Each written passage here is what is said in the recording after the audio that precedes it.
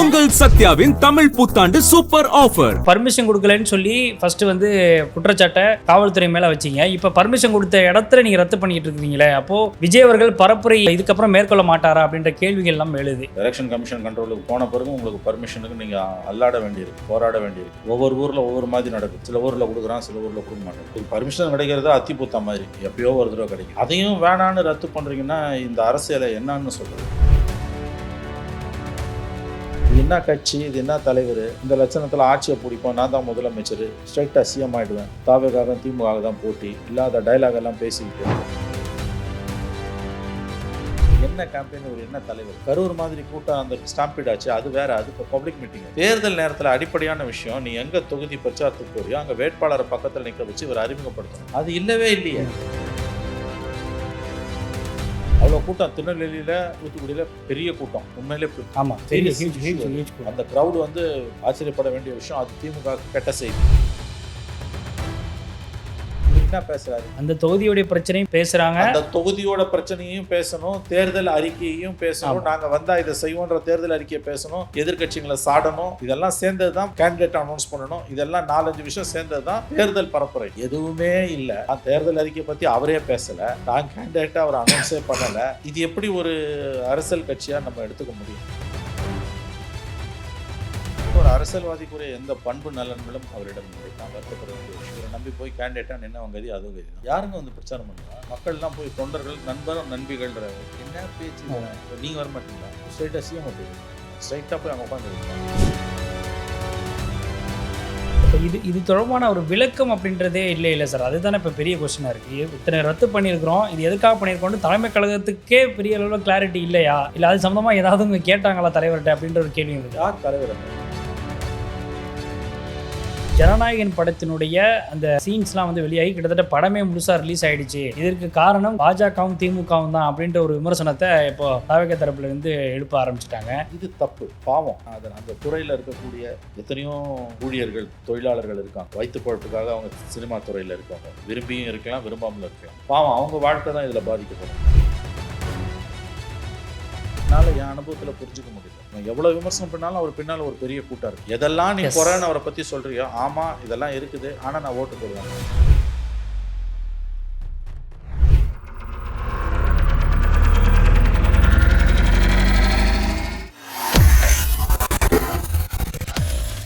வேலை வேண்டுமா?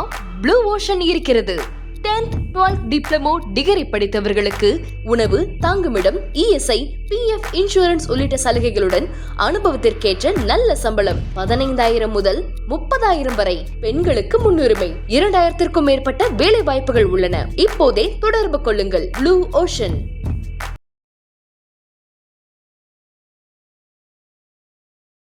ஐத்தமிழியர்களுக்கு வணக்கம். இன்றைய சிறப்பு நேர்காணலில் நம்மோடு இணைந்திருப்பவர் மூத்த பத்திரிகையாளர் திரு மணி அவர்கள். அவரிடம் நடப்பு அரசியல் குறித்து விவாதிக்கலாம். வணக்கம் சார். வணக்கம். விஜய் அவர்களுடைய பரப்புரை, தேர்தலுக்கான அந்த ஹீட் வந்து தொடங்கிய பொழுதே வந்து பல்வேறு விஷயங்கள் வந்து சொல்லப்பட்டுச்சு. அதில் குறிப்பாக மார்ச் 21ஆம் தேதியிலிருந்து தொடர்ந்து விஜய் அவர்கள் மக்களை சந்திப்பார், பரப்புரை மேற்கொள்வார் அப்படின்லாம் அவங்க கட்சி தரப்புலேருந்து சொல்லப்பட்டுச்சு. அந்த அடிப்படையில் கடந்த மார்ச் 21க்கு பிறகு இதுவரைக்கும் வந்து பல இடங்களில் அவருக்கு பர்மிஷன் கொடுக்கப்பட்டிருக்கு. கிட்டத்தட்ட ஒரு 3 அல்லது 4 இடங்களில் வந்து இது வரைக்கும் வந்து பரப்புரையை ரத்து பண்ணியிருக்கிறாரு. இந்த விஷயத்தை வந்து பல்வேறு தரப்பினரும் விமர்சனம் வச்சுட்டு இருக்காங்க. நீங்கள் பர்மிஷன் கொடுக்கலன்னு சொல்லி ஃபஸ்ட்டு வந்து குற்றச்சாட்டை காவல்துறை மேலே வச்சிங்க. இப்போ பர்மிஷன் கொடுத்த இடத்துல நீங்கள் ரத்து பண்ணிக்கிட்டு இருக்கிறீங்களே, அப்போது விஜய் அவர்கள் பரப்புரை ஏன் இதுக்கப்புறம் மேற்கொள்ள மாட்டாரா அப்படின்ற கேள்விகள் எல்லாம் எழுது. முறுக்கட்டமாக இதை எப்படி பார்க்குறீங்க? இது ரொம்ப ரொம்ப ஆச்சரியமான ஒரு நிகழ்வு. ரொம்ப டீசெண்டாக சொல்கிறது. உங்களுக்கு பர்மிஷன் கிடைக்கிறதே குதிரை கொம்பாக இருக்குது, முட்டி மோத வேண்டியிருக்குது. எலெக்ஷன் கமிஷன் கண்ட்ரோலுக்கு போன பிறகு உங்களுக்கு பர்மிஷனுக்கு நீங்கள் அல்லாட வேண்டியிருக்கு, போராட வேண்டியிருக்கு. ஒவ்வொரு ஊரில் ஒவ்வொரு மாதிரி நடக்குது. சில ஊரில் கொடுக்குறான், சில ஊரில் கொடுக்க மாட்டேன்றான். பர்மிஷன் கிடைக்கிறது அத்தி பூத்தா மாதிரி எப்பயோ ஒரு தடவை கிடைக்குது. அதையும் வேணான்னு ரத்து பண்ணுறீங்கன்னா இந்த அரசியலை என்னன்னு சொல்கிறது? இப்போ நேற்று வந்து காரைக்குடியில் பேசாமல் போகிறாரு. 10 நிமிஷம் டைம் முடிஞ்சா கூட 5-10 நிமிஷம் பேசலாம். அதிகபட்சம் போனால் வழக்கு பதிவு செய்வாங்க. அது தேர்தலில் நடக்கிறது. டைரக்டா கேண்டிடேட் பேரை சொல்லிட்டு இவங்களுக்கு ஓட்டு போடுங்கன்னு பேசினீங்கன்னா ஒன்றும் தலையை சீவிட மாட்டான். அதுவும் ஒவ்வொரு வேட்பாளர், ஒவ்வொரு தலைவர் மேலேயும் அந்த மாதிரி 1000 கேஸ் இருக்குது. சீமான் மேலே விழுது. சீமான் மேலே ப. சிதம்பரம் அழகாக சொன்னார், இது என்ன அரசியல், இது பேசாமல் போகிறதுன்றது எந்த விதத்தில், அவர் ஊர் வேறு காரைக்குடி. சரி, அதுதான் முடிஞ்சு போச்சு.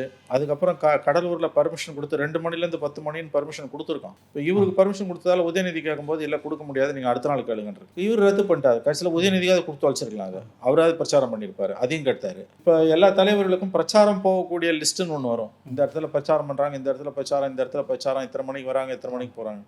முதன்முறையாக தமிழக அரசியலில் விஜய்க்கு வந்து பிரச்சாரம் ரத்துன்னு ஒரு லிஸ்ட்டு வருது. எந்த தலைவருக்கார் பிரச்சாரம் ரத்துன்னு ஒரு லிஸ்ட்டு வந்திருக்கா? இது என்ன கட்சி, இது என்ன தலைவர், இந்த லட்சணத்தில் ஆட்சியை பிடிப்போம், நான் தான் முதலமைச்சர், ஸ்ட்ரைட்டாக சிஎம் ஆகிடுவேன், தாவேக்காக திமுக தான் போட்டி, இல்லாத டைலாக் எல்லாம் பேசிக்கிட்டு ஏதாவது ஒரு கட்சி தலைவர் தேர்தல் நெருக்கத்தில் இன்னும் 12 நாள், இதோ இன்றைக்கி முடிஞ்சு போச்சு, நாளைக்கு 1 நாள், அப்புறம் 7 நாள், 8 நாள், அப்புறம் 10 நாள் தான் இருக்குது பிரச்சாரத்துக்கு, இன்னையோட சேர்த்தா 11 நாள் எல்லாம் ஓடிக்கிட்டு இருக்காங்க 214 தகுதியையும் கேன்வாஸ் பண்ணுறதுக்கு. இவர் பிரச்சாரத்தை ரத்து பண்ணின்னு இருக்காருன்னா இது என்னன்னு புரிஞ்சுக்கிறது. ரத்து செய்வதற்கான விளக்கத்தையாவது கொடுக்கணும்ல கட்சி தரப்புலேருந்து, தலைமையிலேருந்து எப்போதுமே வரும். ஆனால் அந்த விளக்கமே இது வரைக்கும் கொடுக்கப்படல. ஆனால் இன்றைக்கி ஒரே ஒரு ட்வீட் மட்டும் போட்டிருக்கிறாரு. அவங்களுடைய கழக பொறுப்பாளர்கள், அதேமாதிரி வாக்குச்சாவடி பொறுப்பாளர்கள், இவங்க எல்லாருமே வந்து நேரடியாக மக்களை போய் சந்தித்து ஓட்டு கேளுங்க, விசில் சின்னத்தை வெற்றியுடைய ஓட்டு கேளுங்கன்னு சொல்லி நீங்கள் போடுறாரு. இப்போ நீங்கள் எல்லாத்தையும் பார்த்துக்கோங்க, நான் இனிமேல் வரமாட்டேங்கிறத சொல்லாமல் சொல்கிறாரா? அது அவர் தான் கேட்கணும். அப்படி இருந்ததுன்னா சந்தோஷம். ஒரு விதமாக இல்லைன்னா முடிவு போயிடும். இருக்குது இல்லைன்னு குழப்பத்தில் அல்லாடுறத விட கேண்டிடேட்டை நினச்சி பாருங்கங்க. மற்ற கட்சிகளுக்கெல்லாம் வந்து கேன்வாஸ் பண்ணுறதுக்கு 10 பேர் இருக்காங்க. இப்போ ஸ்டாலின் இருக்கான், ஸ்டாலின் இல்லைனா உதயநிதி இல்லைனா கனிமொழி இல்லைனா துரைமுருகன் இல்லைனா டிஆர் பாலு. ஒரு லிஸ்ட் இருக்குது அவங்கக்கிட்ட, நல்லா பேசக்கூடிய லிஸ்ட் இருக்குது. ஆசா, திருச்சி சிவா, அப்புறம் அடுத்த யங் லீடர்ஸ், அடுத்த டீம் ஒன்று நல்லா தயார் பண்ணியிருக்காங்க. அவங்க பிரமாதமான கட்டமைப்பு திமுக கிட்ட இருக்குது. ஒரு லேயரை கிரியேட் பண்ணியிருக்காங்க. First layer, second layer, third லேயர்னு. எடப்பாடி பார்த்தீங்கன்னா அவங்களுக்கும் அவங்க தலைவர்கள் இருக்காங்க. சீமானுக்கு அவர் ஒருத்தர், அது விடுங்க, அவங்க பாலிடிக்ஸ் வேறு. விஜய் தவிர யார் இருக்கா? லிஸ்ட்டு பிரச்சார ரத்துன்றது ஒரு லிஸ்ட்டா? இந்த தொகுதியில் ரத்து பண்ணிட்டாங்கன்னு அடுத்து புதுக்கோட்டையில் 14ஆம் தேதி அது இருக்கா இல்லையான்னு கூட தெரியல. கேண்டிடேட் என்ன பண்ணுவான்? ஆல்ரெடி கேண்டிடேட் தண்ணி குடிக்கணும், களத்தில் நிற்க முடியல. எந்த இடத்துலையுமே கேண்டிடேட்டோட பேர் கூட சொல்கிறது, ஒரு இடத்துல கூட கேண்டிடேட் பேரை அவர் சொல்ல மாட்டேன். நல்ல பாயிண்ட் ஞாபகப்படுத்துனீங்க. இது என்னங்க கேம்பெயின், இது என்ன கேம்பெயின், ஒரு என்ன தலைவர்? கரூர் மாதிரி கூட்டம் அந்த ஸ்டாம்பீட் ஆச்சு, அது வேற, அது பப்ளிக் மீட்டிங். அது தேர்தல் நேரத்தில் அடிப்படையான விஷயம். நீ எங்கே தொகுதி பிரச்சாரத்துக்கு போறியோ அங்கே வேட்பாளரை பக்கத்தில் நிற்க வச்சு இவர் அறிமுகப்படுத்தணும். அது இல்லவே இல்லையே. அப்போ அது வந்து தெரியாமல் நடக்கல. எனக்கு என் கேண்டிடேட் எல்லாம் முக்கியமே இல்லை, 234 நான் தான் நிற்கிறேன். எது எப்படி நீ நிற்ப? கேண்டிடேட் இன்னொன்று தெரியுமா, அவர் ஆதரிக்கிறவங்க பல பேர்கிட்ட, படித்தவங்க கூட, நான் விஜய்க்கு ஓட்டு போடுவேன். நான் பல பேர்கிட்ட கேட்டேன், கரெக்டாக உங்கள் தொகுதியில் யார் நிற்கிறான்னா அதுக்கு பதில் தெரில, கேண்டிடேட் பேர் தெரில.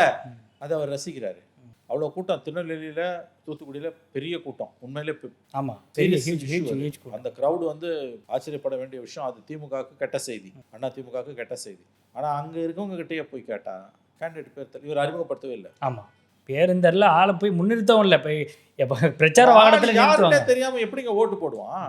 இன்னும் அவ்வளோ முட்டாள கழுத குதிரை யார் நிற்க வச்சாலும் நான் ஓட்டு போடுவேன்றதுக்கு. அதெல்லாம் ஆணவமான அணுகுமுறை. கேண்டிடேட்டை ஃபார்மலாக அனௌன்ஸ் பண்ணாதான் நீங்கள் பிரச்சாரத்துக்கு வரீங்க. பிரச்சாரத்துக்குன்னு ஒரு வடிவமைப்பு இருக்குது, ஒரு வடிவம் இருக்குது. ஆளுங்கட்சியை திட்டணும், எவ்வளோ வேணால் திட்டலாம் ஆளுங்கட்சியை, தப்பே இல்லை. அது எலெக்ஷன் டைமு, அது ஒன்றும் பெரிய அர்த்தம் கிடையாது. ரெண்டாவது, நீங்கள் என்ன சாதனை பண்ண போகிறீங்கன்றதை சொல்லணும். உங்கள் தேர்தல் அறிக்கை அது இல்லை, அது ஒன்றும் இல்லை. இப்போ போகிற இடத்துலலாம் தான் தேர்தல் அறிக்கை பற்றி ஒரு எங்க தேர்தல் அறிக்கையை முறையாக அவர் வெளியிடவே இல்லை. தாவேக்காவோட தேர்தல் அறிக்கை எங்க? இப்போ சீமானுக்கு ஒரு தேர்தல் அறிக்கை இருக்குது, புத்தக வடிவில் தேர்தல் அறிக்கை. ஸ்டாலின் ஒரு தேர்தல் அறிக்கை வெளியிட்டிருக்காரு, எடப்பாடி ஒரு தேர்தல் அறிக்கை வெளியிட்டிருக்காரு ஃபார்மலா. இவர் என்ன பண்ணாரு, மார்ச் 7ஆம் தேதி சர்வதேச மகளிர் தினத்துக்கு முதல் நாள் இதை கொடுப்போம், அது வழக்கம் போல் இலவசங்கள் அள்ளி விட்டாரு. சில அறிவிப்புகள், 2500 ரூபாய் பஸ்ஸில் ஃப்ரீயாக போகலாம், தாய்மாமா சீர், அந்த சீர், இந்த சீர். முதல்ல ஸ்டாலின் ஏற்கனவே திமுக தரப்பில் கொடுக்கப்படுற அந்த திட்டங்களை வேற பேரை வச்சு போட்டாச்சு. சரி, எதையோ ஒன்று செஞ்சு தொலைச்சிங்க, ஓகே, ஏற்றுறீங்க. அடுத்த நான் கேண்டிடேட் அனௌன்ஸ்மெண்ட், டாஜ் கவர்மெண்ட்டில் வேறு சில அனௌன்ஸ்மெண்ட்டு, பிட்ஸ் அண்ட் பீசஸில் அனௌன்ஸ்மெண்ட்டு, ஃபார்மல் தேர்தல் அறிக்கைன்னு வெளியிடுவாங்கல்ல. ஆமாம், இப்போ காங்கிரஸில் கூட 4 நாளைக்கு முன்னால் DK சிவகுமார் வந்து வெளியிட்டார் தேர்தல் அறிக்கைன்னு ஒன்று. நான் மாற்றுன்னு சொல்லக்கூடியவர், திமுக மாற்று நான் தான் கூடியவர், தாவேக்காக்கும் திமுக தான் போட்டினக்கூடியவர். முறையாக தேர்தல் அறிக்கையை வெளியிடவே இல்லை. ஒன்று, அவருடைய செயல்பாடுகள் மூலமாக மாற்றுன்னு காமிக்கிறாரா? அதுவும் இல்லையே. செயல்பாடு வந்து இன்னும் மோசமாக இருக்க. நான் கேட்குறது, தாவேக்காவோட தேர்தல் அறிக்கை எங்கே? முறையான formal release of election manifesto எங்கே? சரி, இல்லை சார், அது ஒரு ஃபார்மாலிட்டிக்கு தான் கொடுக்குறாங்க, அதனால நாங்கள் கொடுக்க அவசியம் இல்லை, அந்த கோணத்தில் அவங்க யோசிக்கிறாங்க. இல்லை தெரியல. தேர்தல் அறிக்கைன்னு ஒன்று நீ கொடுக்குறேன்னா அப்படி தெரியல. ஃபார்மலாக நீ அதை கொடுக்கணும்.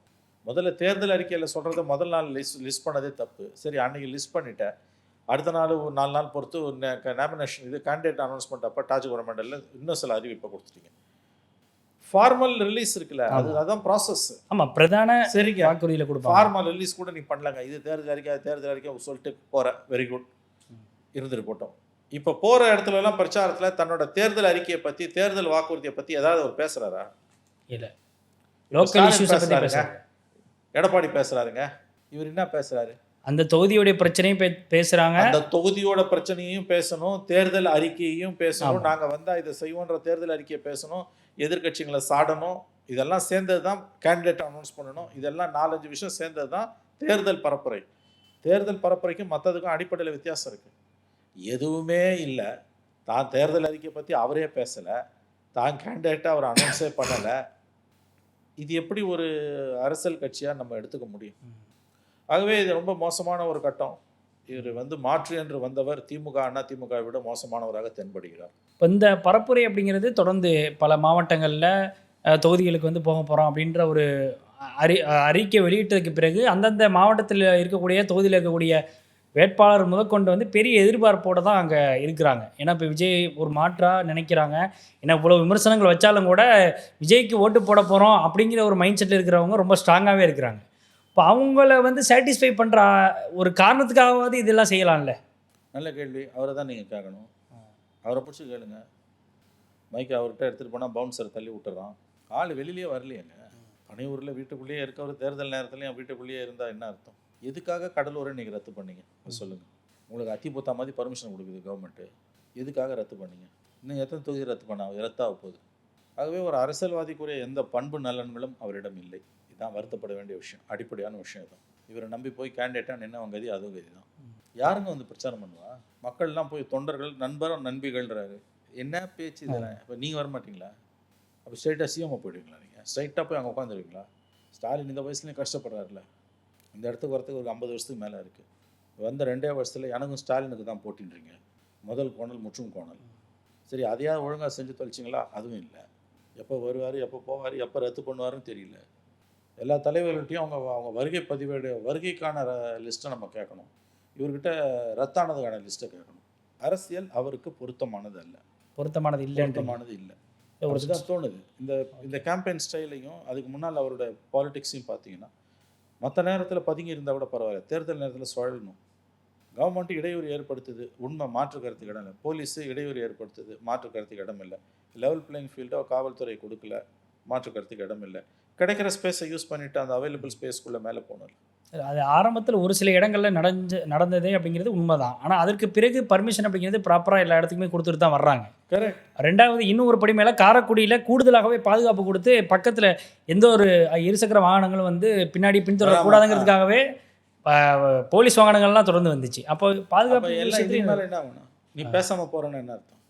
இன்றைக்கி எதுக்கு கடலூர் ரத்து பண்ணு? பெரிய கூட்டம் காரைக்குடியில். ஆமாம், கடலூர் எதுக்கு ரத்து பண்ணீங்க? உங்களுக்கு கொடுத்த பர்மிஷனால் உதயநிதி ஸ்டாலினுக்கு பர்மிஷன் கொடுக்கல, அவங்க இன்னொரு நாள் கேட்டிருக்காங்க. கடைசியில் நீங்களும் ரத்து பண்ணிட்டீங்க. இப்போ என்ன தான் நடக்குது அந்த கட்சியில்? அவர் என்ன நினச்சிக்கிட்டு இருக்காரு?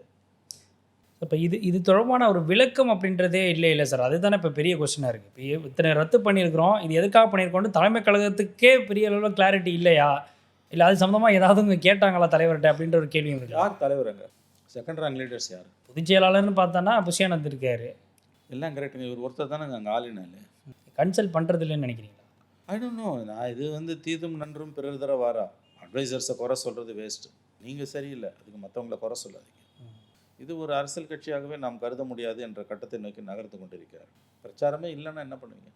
ஆகவே அது பல விஷயங்கள் கோளாறாகத்தான் இருக்கிறது. இதையும் மீறி மக்கள் ஓட்டு போட்டு நிறையா முன்னால் வராங்கன்னா அதான் அவரால் தாங்க முடியாத அளவுக்கு அவருக்கு செல்வாக்கு இருக்குது. அதை அவர் புரிஞ்சுக்கல, அல்லது புரிஞ்சுக்கிட்டு அமைதியாக இருக்கார். என்ன செய்யறதுன்னு புரியாமல் விழித்து கொண்டு இருக்கிறாரோன்னு நமக்கு தெரியல. இல்லை, அந்த புரிஞ்சுக்கிட்டதுனால தான் ஒரு இருமாப்போட இருக்கிறார் அப்படின்னு எடுத்துக்கலாமா? அது இருமாப்புன்னு நான் சொல்ல மாட்டேன். அவர் இது ஒத்து வரல. ஏதோ ஒரு இடத்துல அவருக்கு ஏதோ நெருடல் இருக்குது. இது என்ன நெருடலாக இருக்குன்னு நினைக்கிறீங்க? I don't know. இதெல்லாம் உங்களுக்கு இருமாப்புன்னு நம்ம எடுத்துக்க முடியாது. ஏன்னா இதோட பலன்கள் எதிர்வினை என்னன்றது தெரியாமல் அவருக்கு இருக்காது. பூசாமல் நீங்கள் பாட்டு ஒரு நாள் கேம்பெயின், ஆளுக்கு நாள் கிடையாது, நாள் சுத்தமாக கிடையாது. பிரச்சாரம் முடியும் போது நீங்கள் பிரச்சாரம் பண்ணாத தொகுதிகள் தான் அதிகமாக இருக்கும். மற்ற தலைவர்கள்லாம் கிட்டத்தட்ட எல்லாத்தையும் கவர் பண்ணியிருப்பாங்க. இப்போ வந்து உங்களுக்கு எலெக்ஷன் கமிஷன் கண்ட்ரோலில் இருக்கிறதால இப்போ ஓரளவு உங்களுக்கு சுதந்திரம் இருக்குது, ஓரளவு உங்களுக்கு அனுமதி கிடைக்குது. அதுக்கு முன்னால் ஸ்டாலின் கண்ட்ரோலில் இருக்கும்போது, திமுக கவர்மெண்ட் கண்ட்ரோலில் இருக்கும்போது உங்களுக்கு அனுமதி கிடைக்கல. ஒவ்வொரு நாளும் நீங்கள் போராட வேண்டியிருந்தது, படுத்துச்சு இந்த கவர்மெண்ட்டு. அப்போ இந்த ஸ்பேஸை யூஸ் பண்ணிக்கணும்ல. ஆகவே அவர்கள் ஒரு அரசியல் கட்சி நடத்துகிறார்களா, இவர்கள் அரசியலுக்கு தகுதியானவர்களா என்ற ஐயப்பாடு தான் தவேகா தலைவர் விஜயுடைய இன்றைய செயற்பாடுகளை பார்க்கும் பொழுது நமக்கு தோன்றக்கூடிய இயல்பான கேள்வியாக இருக்கிறது. இப்போ இதை தாண்டி ஜனநாயகன் படத்தினுடைய அந்த சீன்ஸ்லாம் வந்து வெளியாகி கிட்டத்தட்ட படமே முழுசாக ரிலீஸ் ஆகிடுச்சு, இதற்கு காரணம் பாஜகவும் திமுகவும் தான் அப்படின்ற ஒரு விமர்சனத்தை இப்போது தவேகா தரப்புலேருந்து எழுப்ப ஆரம்பிச்சிட்டாங்க. அதுலேருந்து நம்ம பார்க்கும் பொழுது இந்த சீன்ஸோடைய சில கிளிப்ஸ் எல்லாம் பார்க்கும் பொழுது எடிட் ரெஃபரன்ஸ், அதாவது அவங்க படக்குழுவே வச்சிருக்கக்கூடிய அந்த எடிட் ரெஃபரன்ஸ் தான் லீக் ஆகிருக்கு. அப்போது இது நிச்சயமாக அந்த படக்குழுக்குள்ளேருந்து தான் வெளியில் வந்திருக்கணும் அப்படின்ற ஒரு பார்வை இருக்குல்ல. இப்போ இதை இந்த நேரத்தில் எலெக்ஷன் நேரத்தில் கரெக்டாக பாயிண்ட் அவுட் பண்ணி வெளியிடுறாங்க அப்படின்னா இப்போ இதுக்கு பின்னாடி என்ன இருக்குன்னு நினைக்கிறீங்க? விக்கிலோ இதை பற்றி எனக்கு எதுவும் தெரியாது. இதை பற்றி நான் எதுவுமே பேச விரும்பலை. ஏன்னா எனக்கு அவங்க டெக்னாலஜி, சினிமா, அது எப்படி சென்சாருக்கு போகுது, எப்படி வந்து டிஜிட்டல் ஃபார்மேட், இது எதுவுமே எனக்கு தெரியாது. ஓகே, எனக்கு தெரியாத விஷயத்தை பற்றி நான் பேச மாட்டேன். அதனால் எதுவுமே இதை பற்றி நான் சொல்ல விரும்பலை. 100% எனக்கு எதுவுமே இதை பற்றி தெரியாது. ஒன்று மட்டும், அதாவது வந்து சென்சாருக்கு போகாத ஒரு படத்தை இந்த மாதிரி திருட்டுத்தனமாக, இது திருட்டுத்தனமாக நிச்சயமாக சட்டவிரோதமான காரியம், இது தப்பு, இது பாவம். ஏன்னா அந்த துறையில் இருக்கக்கூடிய எத்தனையோ ஊழியர்கள், தொழிலாளர்கள் இருக்காங்க. இதில் பெரிய உழைப்பு இருக்கு. பெரிய நடிகர்கள் தப்பிச்சிருவாங்க, பிக் ஃபிஷ் தப்பிச்சிடும். நூற்றுக்கணக்கான அன்னாடங்காட்சிங்க, தினக்கூலிகள் இருக்காங்க, வயிற்று பொழப்புக்காக அவங்க சினிமா துறையில் இருக்கவங்க, விரும்பியும் இருக்கலாம், விரும்பாமலும் இருக்கலாம்.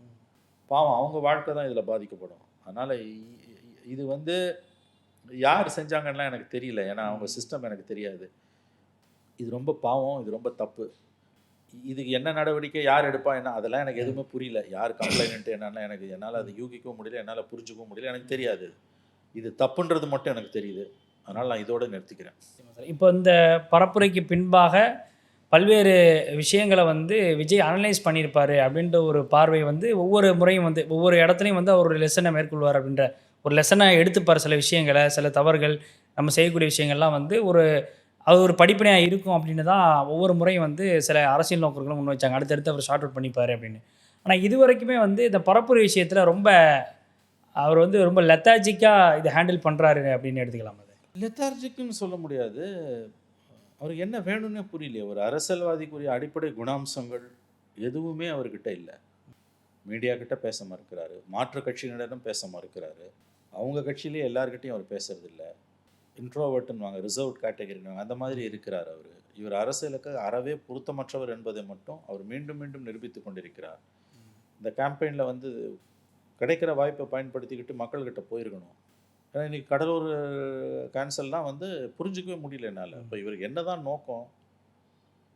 அல்லது ஒரு சிலர் சொல்கிற மாதிரி ஒரு பிஜேபி திமுக ஹெல்ப் பண்ணுறதுக்கு தான் வராதா? டிஎம்கேவோட பி டீமா இவர்? ஆன்டி டிஎம்கே ஓட்ட உடைக்கிறத தவிர இவருக்கு வேறு வேலையே இல்லையா? அப்படிலாம் தோணுது. அப்படி தான் நான் சொல்லலை, அப்படி தான் தோணுது. நம்ம அந்த பார்வையில் நம்ம இதை யோசிக்க தோணுது. இல்லை நான் அப்படின்னு சொல்லலை. அதை கண்டிப்பாக அது ஒன்றும் பி டீமும் கிடையாது, சி டீமும் கிடையாது. அதெல்லாம் நான் ஒரு வாதத்துக்கு சொன்னேன். நான் அப்படிலாம் தோணுதுன்னு. செயல்பாடுகள் அந்த கட்டத்துக்கு கொண்டு போய் நகர்த்தும். ஒரு பாமரனா அப்படி புரிய வைக்கும். நம்ம ஒன்றும் இதில் அரசியலில் நம்ம ஒன்றும் பாமரர்கள் கிடையாது. சினிமாவில் நான் பாமரன், அரசியலில் நான் ஒன்றும் பாமரன் கிடையாது. எனக்கு தெரியும் என்ன நடக்குதுன்னு. பட் அந்த எண்ணம் எழுவது இயல்பானது மக்கள் மத்தியில். ஆகவே அவர் ஒரு அரசியல் கட்சி தலைவராகவே எந்த அளவுக்கு நாம் ஏற்றுக்கொள்ள முடியும் என்பது தான் இதில் மேலோங்கி இருக்கக்கூடிய முதல் கேள்வியாக இருக்கிறது. மற்ற எந்த அரசியல்வாதியும் நினச்சே பார்க்க முடியாத தவறுகளை சர்வசாதாரணமாக அவர் செஞ்சுக்கிட்டு போயிட்டே இருக்கார். ஒரு நாள் கேம்பெயினை அரசியல்வாதி வந்து ரத்தே பண்ண மாட்டாங்க. ரொம்ப மோசமாக உடல்நிலை பாதிக்கப்பட்டால் தவிர, அல்லது மிக நெருக்கமான உறவினர்கள் காலமானால் தவிர, இதை தவிர வேறு எந்த கட்டத்திலையும் ஒரு அரசியல்வாதி பிரச்சார காலத்தில் டைம் கிடையாது. 234 தொகுதிக்கு நீ போனோம். அந்த 14 நாள் தான் விண்டோ. அந்த 14 போனாலும் அவன் கேன்சல் பண்ண மாட்டான். சர்வசாதாரணமாக இங்கே கேன்சல், அங்கே கேன்சல். அவருக்கு ஜெயிக்கணுன்ற எண்ணமோ ஆட்சி மாற்றமோ ஒரு எண்ணத்திலே கிடையாதுங்க. அவர் தன்னை கீழே இருக்கிறவங்க பெரிய ஏமாற்றிட்டு இருக்காருன்னு தான் தோணுது. அவங்களுடைய தொண்டர்கள்லாம் ஏமாத்துறாங்கன்னு நினைக்கிறீங்க? ஏமாத்துறாருன்னு நான் சொல்கிறது நீங்கள் லிட்ரலாக எடுத்துக்க வேணாம், அப்படி தானே தோணுதுன்றேன். இப்போ கேடர் வந்து டிசப்பாயிண்ட் ஆகிடுவாங்க. கேடர் டிசப்பாயின்ட்மெண்ட் கூட சரி, அவன் ஏதோ அடுத்த வேலையை அவன் வேலையை பார்க்க போயிடுவான். கேண்டிடேட் இருக்கான்ல, அவன் செலவு பண்ணிட்டு வரான்ல. இதில் ஃபினான்ஷியல் ஆங்கிள் ஒன்று இருக்குது. எல்லா பிரச்சனைக்கும் ஃபினான்ஷியல் ஆங்கிள் ஒரு ஆங்கிள் இருக்கும். எல்லா பிரச்சனைக்கும் ஒரு ஃபைனான்ஷியல் ஆங்கிள் இருக்கும். ஒரு கேண்டிடேட் வரான், குறைஞ்சது 1 கோடி ரூபாயாவது இன்றைக்கி செலவு பண்ணணும். அவன் இல்லாட்டி களத்திலே நிற்க முடியாது. அவங்க எது என்ன, அவன் வயிற்றுல வாயில் அடிச்சுன்னு உட்காந்துருப்பான். மலை மாதிரி உன்னை நம்பினா ரொம்ப கூலாக கேன்சல் பண்ணிட்டு போயிட்டே இருக்கீங்க. ஆல்ரெடி அவனுக்கு டப்பா டான்ஸ் ஆடின்னு இருக்குது. கேம்பெயினுக்கு போக முடியல எங்கேயுமே. இந்த சத்யகுமார் திருவண்ணாமலை தானே ஒரே ஆள் பிரச்சனை திருத்தணியில் லோக்கல் சப்போர்ட்டும் இல்லைன்றாங்க. இல்லை, லோக்கல் சப்போர்ட் இல்லை. விஜய்க்கு ஓட்டு போடுறான்னு சொல்கிறவங்கள பல பேருக்கு தான் தொகுதியில் கேண்டிடேட் யாருன்னு தெரியல. இது ரொம்ப வித்தியாசமான ஒரு காலகட்டம், வித்தியாசமான தேர்தல், வித்தியாசமான பிரச்சாரம். அதோட சேர்த்து இது ஒரு வகையான ஒரு ஆபத்தும் கூட தானே சார். லோக்கல் கேண்டிடேட் யாருன்னே தெரியாமல் ஓட்டு போகிறோங்கிறது ஒரு ஆபத்து தான். நான் கட்சிக்கு தான் ஓட்டு போடுறேன், கேண்டிடேட்டுக்கு ஓட்டு போடல. அது உண்மை, நான் ஒத்துக்கிறேன். எவ்வளோதான் உத்தமனாக இருந்தாலும் கட்சியோட கொள்கைகள் சரியாக இருந்தால் தான் நான் ஓட்டு போட முடியும். ஆனால் அதுக்காக கேண்டிடேட்டை பற்றியே தெரியாமல் அவன் ஹிஸ்ட்ரி ஷீட்டர்னு வச்சுக்கோங்க. எதுக்கு நான் ஓட்டு போடணும்? அவனுக்கு கெஞ்சா விற்கிறவன், பாலியல் குற்றவாளி, ஃப்ராடு பண்ணவன், பேங்க் ஃப்ராடு பண்ணவன், இந்த மாதிரி கேட்டகரியெல்லாம் நீ சீட் வாங்கிட்டு வரானுங்க. கேண்டிடேட்டை யாருன்னு எனக்கு அதில் கேண்டிடேட் யாருன்னு இதுக்கு நான் விஜயை சொல்ல மாட்டேங்க. விஜயை ஆதரிக்கிற மக்களை தான் சொல்லுவேன். ரொம்ப படித்தவங்களே விஜய்க்கு ஓட்டு போடுறோம்பா, நான் விஜய்க்கு தான் இந்த தடவை போட போகிறேன், நீ விஜய்க்கு ஓட்டு போட்டிருப்பா அப்படின்லாம் சொல்லிட்டாங்க. சரிங்க, உங்கள் தொகுதியில் யாருங்க கேண்டிடேட்டு விஜய்க்கு? பார்க்கலைங்களே இன்னும். இது என்ன புத்தி இது? இது நம்ம எப்படி புரிஞ்சுக்கிறது? ஒரு விதமான ஒரு நான் ஓட்டு போட போகிறேன் விஜய்க்கு, அதோடு நிறுத்திக்கணும். நீயும் ஓட்டு போடுன்னு கேட்குற. சரி, உங்கள் வீட்டில் எல்லாம் சொல்லுங்க ஓட்டு போடு. சரிங்க, சொல்லிடுங்க. அப்புறம் நம்ம கேட்குறோம், சரி உங்கள் தொகுதியில் விஜய் கேண்டிடேட்டாக யார் நிற்கிறா? தாவேக்கா. கிலோ இந்த மாதிரி 10 பேரை கேட்டால் 9 பேருக்கு தெரியல. இதில் படித்தவன் படிக்காதவன் எல்லாருமே. நானே கேட்டேன், நிறைய பேர்கிட்ட கேண்டிடேட் தெரில. இதே ஒரு பார்க்கணும், பேசணும், அதை பற்றியே நினைக்கணும். இவங்க 2 பேரையும் பிடிக்கல, திமுக அண்ணா திமுகவை. அந்த கோபத்தில், அந்த வெறுப்பில் ஒரு சினிமா கவர்ச்சியை பார்த்து வருது. அது மட்டும் இல்லை, அதையும் தாண்டி ஏதோ ஒரு உணர்வு இருக்குது.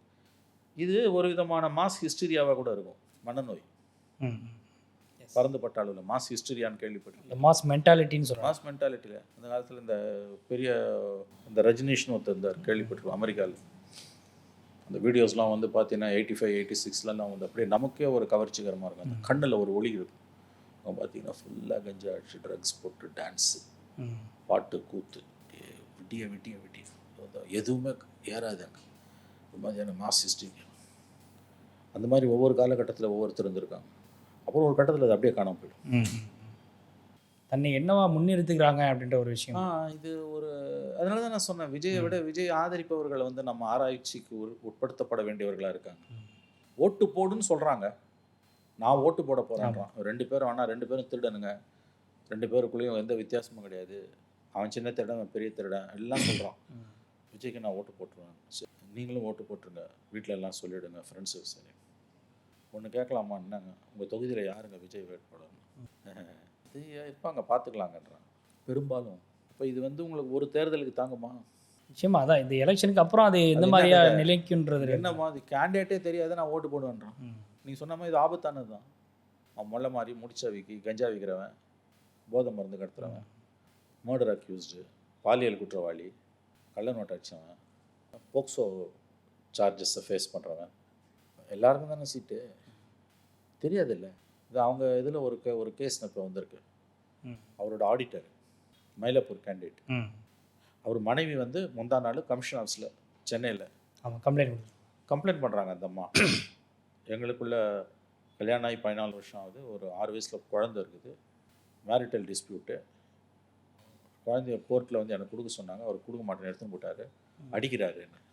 அது போய் கம்ப்ளைண்ட் கொடுக்குது அந்த அம்மா. அந்த நேரத்தில் கம்ப்ளைண்ட் கொடுக்கறதுக்கு பின்னாலே எவனாவது இயக்குறானா இயங்கலையா அதெல்லாம் ஒரு பக்கம் இருக்கட்டும், விஷயம் ஒன்று தானே. ஃபேக்சுவலாக அது எவனோ பின்னால் வந்து உசுப்புறானா, எலெக்ஷன் டைமில் உசுப்புவான். கண்டிப்பாக 2 பேரும் உசுப்புவானுங்க, திமுகவும் உசுப்புவான், அண்ணா திமுகவும் உசுப்புவான், 2 பேரும் உசுப்புவான். அதான அரசியல். ஆமாம். இப்போ இந்த விஷயம்லாம் எப்படி வெளியில் வருது? இப்போ இந்த கேண்டிடேட்டுக்கு எதுக்கு ஓட்டு போனவங்க யோசிப்பாங்க. அப்போ ரொம்ப வித்தியாசமான ஒரு சூழ்நிலை. ஆனால் கூட்டம் பயங்கரமாக வருது. அது ஒதுக்கி தள்ள முடியாத கூட்டம். அது ஓட்டாக மாறாதுன்னு சொல்ல முடியாது. அதுதான் சிக்கல். எக்ஸாம்பிள் தூத்துக்குடி நெல்லையில் வந்த கூட்டம்லாம் வந்து ஹியூஜ் ஹியூஜ் ஆமா. Huge crowds. திமுக வயிற்றுல புளியை கரைக்குது அது. அவங்க வெளியில் என்ன சீன் போட்டாங்கன்னா பெரிய க்ரௌடு, மேசிவ் க்ரௌட்ஸு, பெரிய மாசு. இது ஒதுக்கி தள்ள முடியாத க்ரௌடு. இதை ஒரு சினிமாக்காரனை பார்க்க வர கூட்டம்ன்றது உங்களை நீங்களே ஏமாத்திக்கிறது. அதை தாண்டி திருநெல்வேலி தூத்துக்குடி மாவட்டங்கள்ல அந்த கூட்டம் கூடுறதே பெரிய விஷயம். திமுக ஸ்ட்ராங் ஹோல்டு. ஆமா, ஏடிஎம்கே ஆல்சோ அதில் ஒரு ஸ்ட்ராங்கு. அதே பட்சத்தில் தேசிய கட்சிகள் காங்கிரஸ் வந்து ஓரளவு ஸ்ட்ராங், பிஜேபியும் ஸ்ட்ராங்காக தான் இருக்கிறாங்க. அந்த இடத்துல இந்த க்ரௌட்ஸ் வருது. அதில் ஒரு 50% ஓட்டாக மாறாதா, தாராளமாக மாறும். அப்போ யாருக்கு அது ஆபத்து? அதுதான் பிரச்சனையே வந்து விஜயால் தாங்க முடியாத அளவுக்கு அவருக்கு செல்வாக்கு இருக்கு.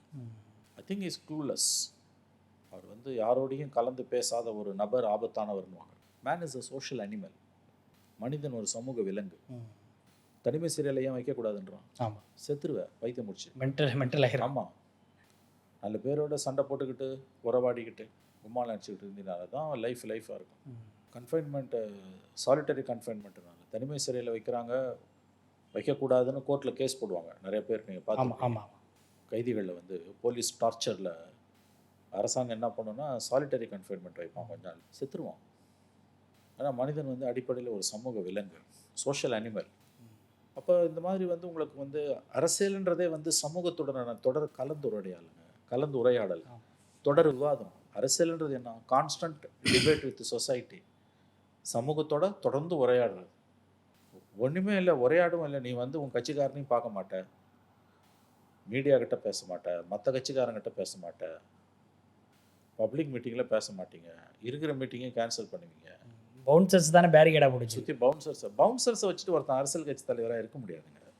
மக்கள்கிட்ட எப்படி கனெக்ட்? போலீஸ் பாதுகாப்பு வேற, பவுன்சர் வேற. ஆமாம், போலீஸ் பாதுகாப்பு அவங்களுக்கு சட்ட ரீதியான பாதுகாப்பு இருக்குது. இப்போ உங்களை நீங்கள் கிட்ட நெருங்குறீங்கன்னா துப்பாக்கி எடுத்து உங்களை சுடலாம்.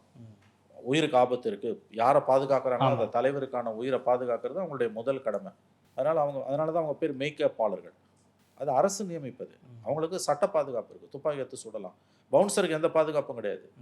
பவுன்சர் உங்களை அடிச்சான்னா நீங்கள் கேஸ் போடலாம் பவுன்சர் மேலே. மதுரையில் அந்த மாதிரி கேஸ் இன்னமும் பெண்டிங் இருக்குது. விஜய் மேலேயே அந்த கேஸ் இருக்குது. ஒரு அரசியல் கட்சி தலைவர் பவுன்சர்ஸை வச்சு, சினிமாக்காரன் தாங்க பவுன்சர்ஸை வச்சுட்டு வருவான். நேற்று கூட திருச்சியில் ஒரு சலசல் பண்ணது பத்திரிகையாளர்களை வந்து தள்ளியிருக்கிறாங்க. பெரிய போலீஸு ஹேண்டில் பண்ணுறதுக்கும் பவுன்சர் ஹேண்டில் பண்ணுறதுக்கும் வித்தியாசம் இருக்கும். போலீஸ் வந்து அதில் ட்ரெயின்டு. ப்ரெஸ்ஸை எப்படி ஹேண்டில் பண்ணணும், க்ரௌடை எப்படி டீல் பண்ணணும், அந்த மென்டாலிட்டி புரிஞ்சுக்கிட்டு அவங்களுக்கு தெரியும் போலீஸுக்கு. இது பிகாஸ் தேர் வெல் ட்ரெயின்டு. இவங்க ட்ரைனிங் வேற. இவங்க வந்து கிட்ட எவனும் வரக்கூடாது, வந்தானா மூஞ்சிலே குத்து தூக்கி வெளில போடுவாங்க. இந்த நடிகைகள் கிட்ட சுற்றி வருவாங்க பார்த்துவேன். சினிமா நடிகைகளை ஸ்டார் ஹோட்டலில் நம்ம பார்த்துருப்போம்ல, அப்படி தடிமாடு மாதிரி வருவான். அவங்களுக்கு வந்து கிட்டே போக முடியாது. அது அவங்களுக்கு, நடிகைகளுக்கு அதை வச்சுக்கிறது அவங்க உரிமை. அது அவங்களுக்கு தேவையாக கூட இருக்கலாம். மேலே வந்து விழுவான். அரசியல் கட்சி தலைவருக்கு எப்படி நீங்கள் பவுன்சர்ஸ் வச்சுப்பீங்க? இப்போ எப்படி மக்கள்கிட்ட கனெக்ட் ஆவீங்கன்னு எப்படி கனெக்ட் ஆக?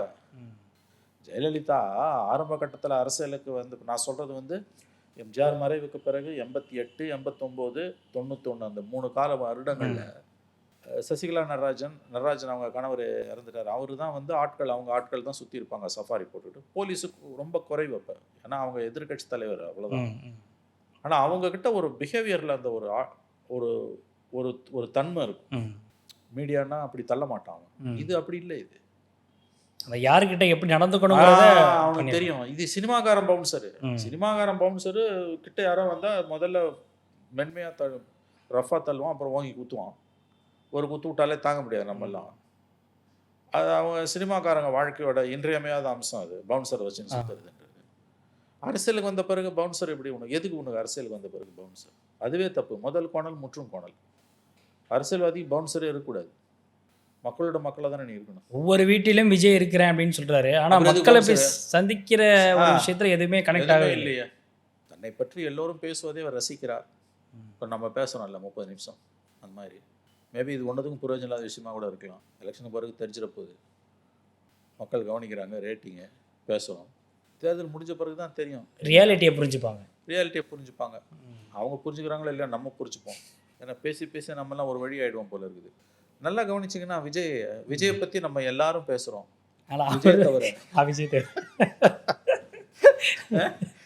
இது ஒரு கூத்தாவே நடந்துட்டு இருக்கு கடந்த 6-7 மாதங்களாக. கரூர் இன்சிடென்ட்ல இருந்து பாத்தீங்கன்னா இல்ல, அதை அவர் ரசிக்கிறார். ஆமா, விஜய் ரசிக்கிறார். விஜயை பத்தி எல்லாரும் பேசுறோம், விதவிதமா பேசுறோம். அவங்கவுங்களுக்கு பிடிச்ச விதத்துல பேசுறாங்க.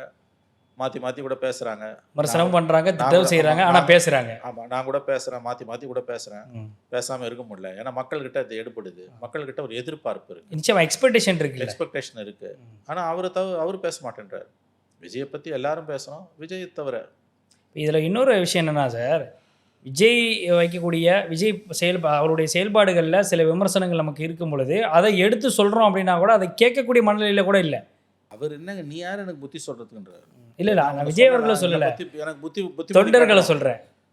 தொண்டர்கள் வந்து விஜய் அக்செப்ட் பண்ணக்கூடிய ஒரு மனநிலையில விஜயை ஆதரிப்பவர்கள் விஜயை விட வினோதமானவர்களாக இருக்கிறார்கள்.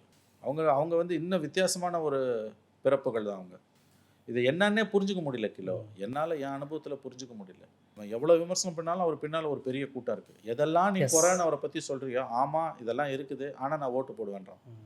அப்போ அது திமுக அண்ணா திமுகவுக்கு நெருக்கடியாக மாறுது, பெரிய அளவில் நெருக்கடியாக மாறுது. நிச்சயமாக பல்வேறு கேள்விகளுக்கு ரொம்ப தெளிவாக சொன்னீங்க. எங்களுடைய அரங்கிற்கு வந்து நேர்காணல் தெரிவிக்கிறேன். நன்றி.